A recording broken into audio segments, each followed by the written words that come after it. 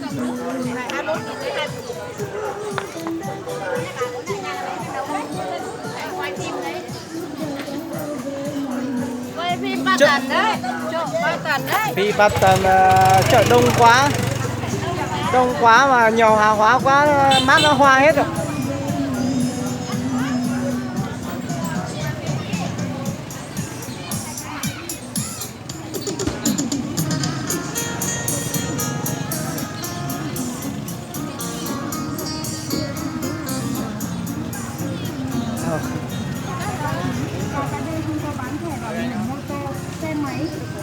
Có xe máy mà chưa có thẻ hoặc đã hết hạn sử dụng thì hãy mang ngay cho mình thẻ bảo hiểm để đảm bảo khi tham gia giao thông. Thế nên sau đó khi đi thông qua cổng thông cửa thì nhớ đó nông nì, nhớ đó cũng có trang tận nì, cứ muốn tàu cha giả ha. Nhớ nì tê phổ con cho, tê thuần chỉ lo hầu, phía tê thuần nia, lọt tàu tê vô chỉ lo hầu. Thế nên sau đó cổng nói chưa nhớ đó cũng có trang tận nì, cổng kia vô tàu tê giả, mà tê giả cứ hiểu cổng kia thế, tàu cũng có hiểu cổng kia thế, cổng kia vô tàu tê giả, mà tê giả cứ hiểu cổng kia thế.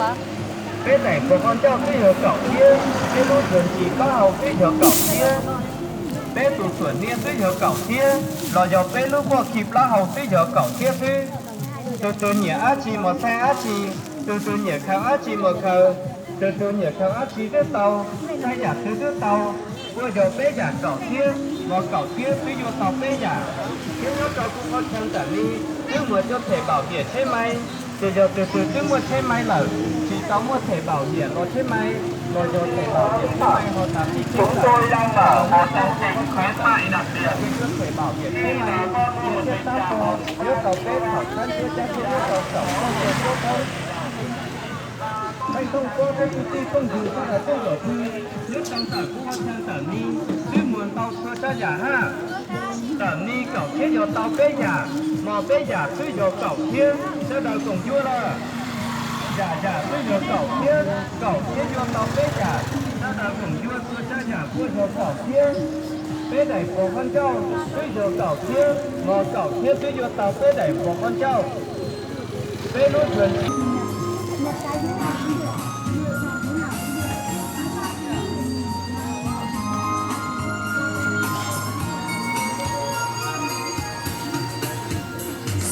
chiều dần tàn hoàng hôn ngắm đại dương ngàn cánh chim thấp thoáng trời lên cả xe là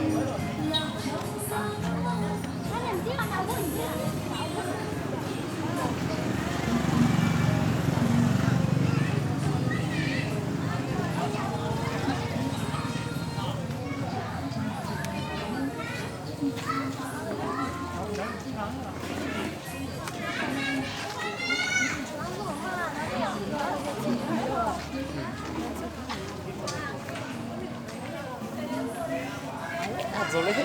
dạ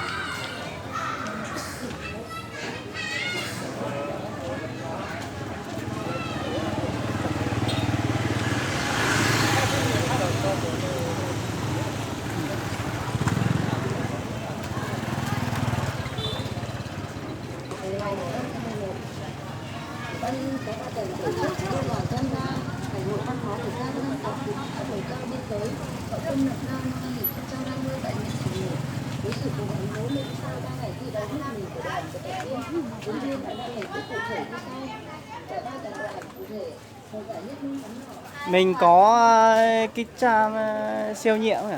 Có. Có à? Lấy mấy cái? Một thôi. Cái à? Đây. Trang siêu nhẹ. Kia. Đây màu nó. Như thế có cái gì?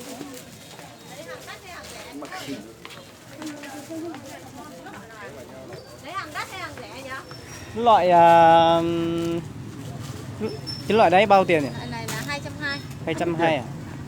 Còn loại đắt là bao tiền? Loại đắt là 450 kìa. 450 à? Loại 350 không có. Xe lại 350.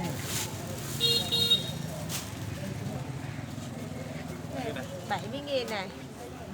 Cái này 30.000 này, là 100.000 này. 100.000, cái này 50.000 này. 150 này. Cái này 80. Xin ra mói.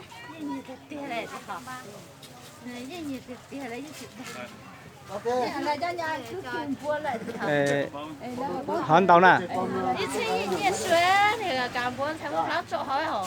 ít thấy gì như số thì ít từ nhuộm bùa một lâu chọn nhất rồi không nên bù từ nhuộm bùa lấy chủ nhiệm của trí chỉ là có mang thì sao đây cho nhiên là có chọn tao ốp một thế họ cho đó mà sư ít chỗ từ nhuộm bùa lâu chọn như nhau không thì ít thấy gì như số ít chọn cả đồ lù ít chọn cả đồ lù rồi nếu chỉ ở trong xe nông tập bố mà lấy từ tuần cả tàu trâu nên lúc trẻ nó này chỉ là một thôi cho chúng về chơi và thì về thì sao có chỗ nào chỉ báo nào chỉ sau có trong tám mà bố mua nền nhỏ bố mua nền lẩu tuần cả tàu nên trẻ rồi một rót từ họ nên một bè nên chứ dùng số trong cộng số trong bè này dùng số trong bè này chỉ chủ yếu là chỉ bóng này mất đấy giờ này nó mà thì sớm tu thôi là sao trong đây trồng tu thôi nếu giờ tu vô tao ít cho cuộc sống rồi sức khỏe là vô tới cho cuộc sống rồi bé nó mà tại bé mà sao mà bé sao tao phải ốp thế này rồi mới tao cho lại tao ốp của xa số rồi sức khỏe thôi giờ cho ít sinh gì mới cho mới xả chậu gì ấy khó của họ này rồi lấy những mua ta nó đun lùi lấy hải gì qua cái như là chỉ qua cá hải chảo này là giờ lấy ấy cho như hải cho họ lúc tập ra cho ấy nè nó họ nó ở là nè mà sáng mình tôi cần đây nè sáng mới cho họ lúc tập ra cho rồi đi ra trong nè ấy nè sáng mới cho họ ở chỉ bỏ lại mà những thứ tao lấy nhá chỉ bỏ hải lại ấy cái hai nó hải rồi từ nào lấy nó lâu rồi đây nó chỉ số này tôi tao mình chỉ nó sẽ mất chỉ cả cái nhà chỉ bốn này đùa nè sao là hạ được rồi sao là chỉ bốn điểm bốn này mà sao lại cho nhiều thế ta lấy nè nếu sao như vậy ta lấy những kia hỏi những bỏ cá hải mó sao tại cả những bỏ bánh gà tơ tỉnh hay là chỉ sót sao sao bỏ cái nhà早先gà tơ是早先弄的tao sẽ giờ dễ bị chơi chọn cậu chọn tàu mình gì ạ cậu chọn tàu chỉ như nhất là 20.000 bao đô là thì họ